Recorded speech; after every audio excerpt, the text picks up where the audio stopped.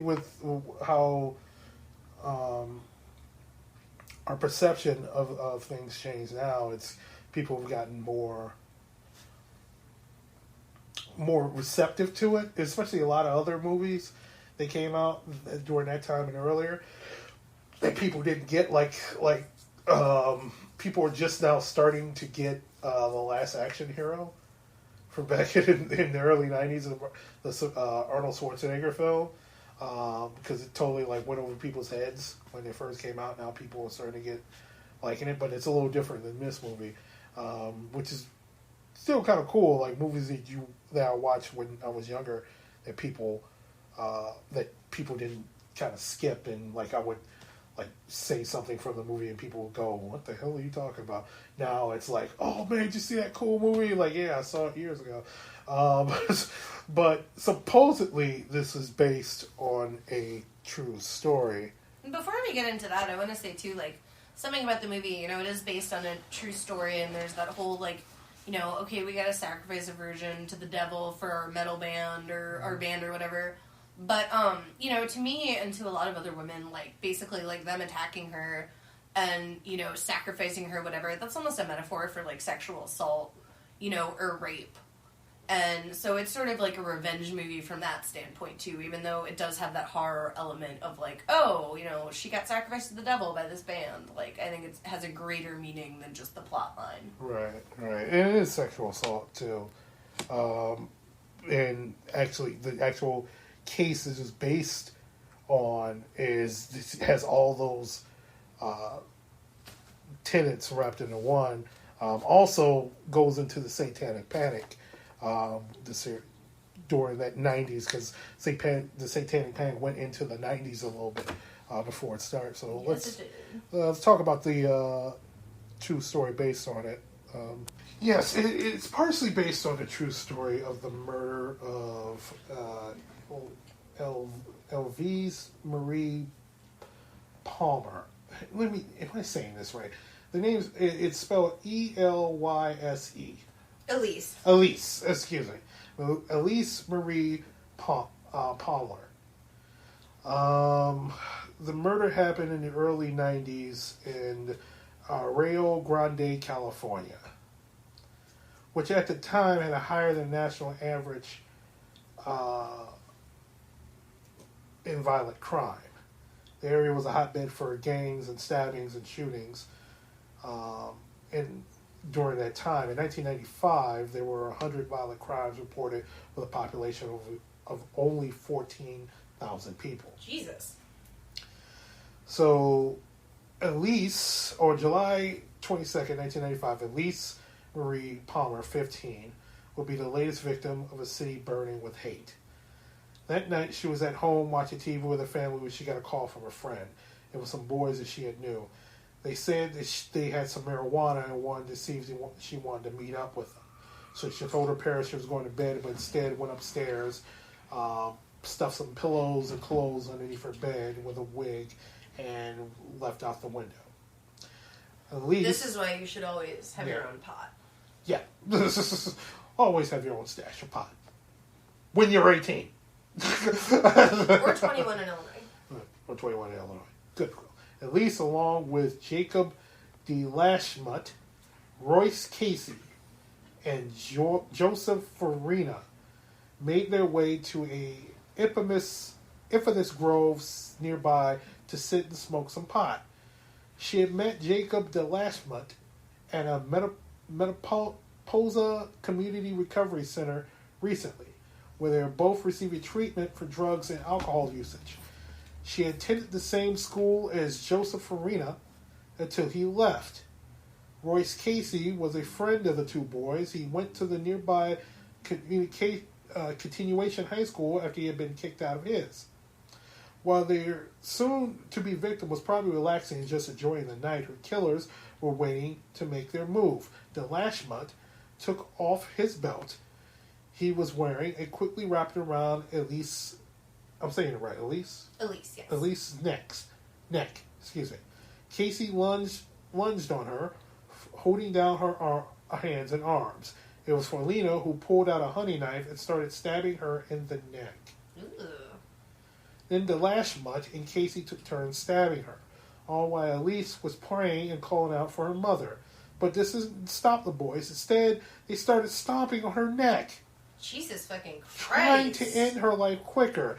And after she died, they took turns raping her. Ooh. Okay then. That took a turn. Why did they do this? Ugh, I have no fucking clue. Well, they give the answer. Oh, God. They wanted to commit a sacrifice to the devil, so their heavy metal band hatred could achieve a level of craziness that would need it for them to go professional. They left her body there by the Olympus Grove and on the Apollo Mesa. But the three would often return to continue having sex with her corpse. Ooh. They bragged about this to friends. Not only how they killed her, but how they continued to go back and perform necrophilia on her corpse. Guys, who are these friends? What happened to them? We'll get to that. Something bad. This is. Good God. Later, friends would come forward and testify against them, but all claimed they never took them seriously after this. Farima even told his mother what he and his friends had done. They continued to do this all while Lisa's family and friends were searching for her, not knowing that their daughter and friend's life had been taken so close to home. Jesus. They didn't find her body for 8 months. Oh my God. In March 1996, Elise's body was discovered in pathology who performed an autopsy. They noted she had been stabbed at least 12 times, but none of the wounds proved to be fatal. She slowly died from blood loss. Her body had been found, but authorities had no idea who attacked her. It was such a savage assault that at first thought it was looked for known violent offenders in the area. Could a gang have done it? No one suspected that 3 teenage boys who considered themselves friends had committed this savage crime. These are the 3. I'm showing a picture. I'll probably print a picture of the 3 boys here, but this is a picture of them. Ugh. One of the boys, Joseph Farina, looks like a 12-year-old child. Yeah. Ugh. And they were that fucking deranged and fucked up. Royce Casey, along with his friends, had practiced Satanism for a while before the murder. But Casey had changed his views and converted to Christianity after the murder. His new religion what brought him to authorities. He was ready to confess his crimes. Another driving factor in the contact with the police said he also feared for his own life. The other 2 killers had told him she wouldn't be the only one, there would be others, and he felt that they meant him. The trio had been obsessed with music by the band Slayer. The lyrics the band sang would be what troubled Casey. If you're not with us, you may no longer exist. Casey told investigators that him, Delashmut, and Florina had planned the murder for over a month before they acted. They would sit around playing death metal music and talk about how they're going to sacrifice Elise to the devil. They believed that making the sacrifice, that the devil would reward them and their band hatred. They stylized it after Slayer, and that's where they got the idea for sacrificing a virgin. Slayer sang about devil worship and sacrificing a lot of their songs. The boys also read books on Satanism and the occult. After knowing how the 3 had killed Elise and how they desecrated her corpse, all in the name of Satan, you would think there would be more shockers in the story, but there's one more. Oh God, what is it? They tried to kill her before. What? Casey told investigators that Lashmut and Florina, along with a 3rd teenager, had plotted and attempted to kill Elise one other time. The boys had asked Elise to go for a walk with them. They led her to a steep ravine on the mesa. One of the boys had pretended to slip down the ravine and try to get Elise to go down to him. Florina then pulled out a knife, throwing it to the other boy, while he and Delashmut kept saying, "Do it, do it." But the other boy, holding the knife, froze and didn't attack her. Elise must have thought the boys were just joking around because she never reported the incident and trusted them enough to go out with 2 of them the night she died. During the investigators tried to wrap their heads around the motive for such a killing. Casey told them again why they felt they had to kill.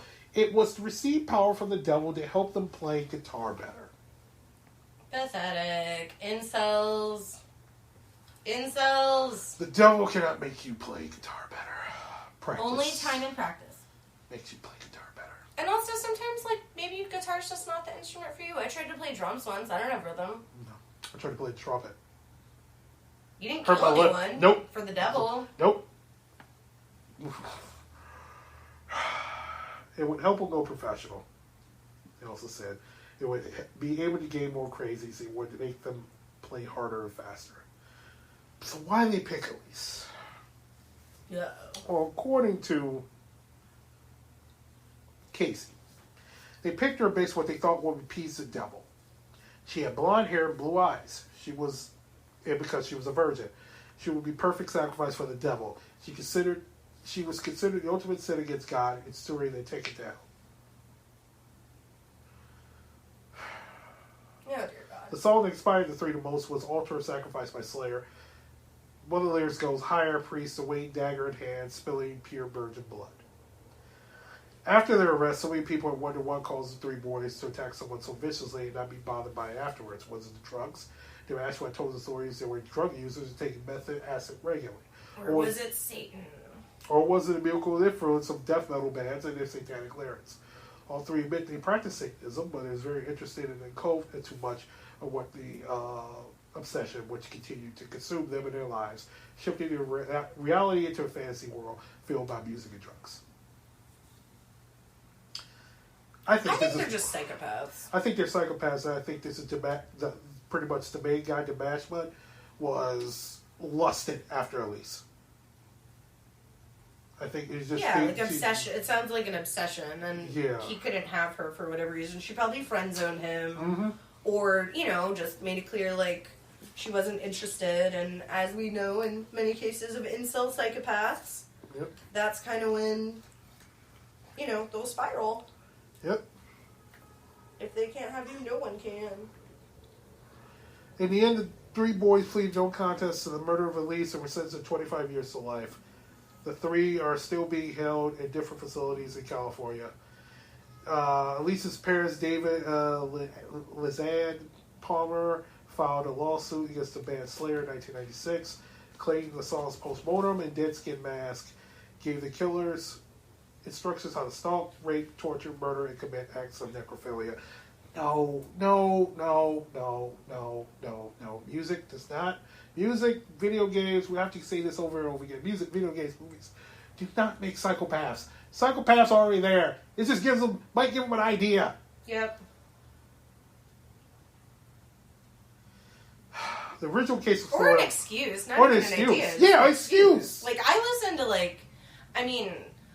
listen to all sorts of, hateful, and when I say hateful, I don't mean, neo-Nazi, but, one of my favorite metal bands is the Black Dahlia Murder, mm-hmm. where, they have some songs about doing some fucked up shit to corpses and hanging out in graveyards, and I don't do any of that. I listen to fucking gangster rap. I don't fucking... I haven't committed a drive-by. Yeah, I was going to say, I don't hop in your car Nick, we gotta pull up real quick. And, I listen to all sorts of stuff. You have to have those tendencies. And yeah. The devil made me do it is such a tired old excuse. Yeah. The original case was thrown out. The judge said there's not a legal position that would be taken that would make Slayer responsible for the girl's death. Where do you draw the line? You might as well start looking through the library and every book in the shelf. The parents have filed a second lawsuit. This time the basis is Slayer knowingly distribute harmful material to minors. The law firm Milber, Weiss, Beatrice, Hayes, and Leachit represent the Palmers. The distribution and marketing of obscene and harmful materials to adolescent males constructed aiding and abetting to the criminals acts described in the complaint. They also felt that none of the vicious crimes committed against Elise Marie Palmer would occur without the intentional marketing strategy of death metal band Slayer. The record label will say they warned the public and the children's parents because they put a sticker on the album saying parental warning. Slayer's albums also contain violence and sexual language in the warnings. Alan Hutchin of the law office, said that the warning stickers, record labels are required to put on CDs if they had explicit language. actually acts as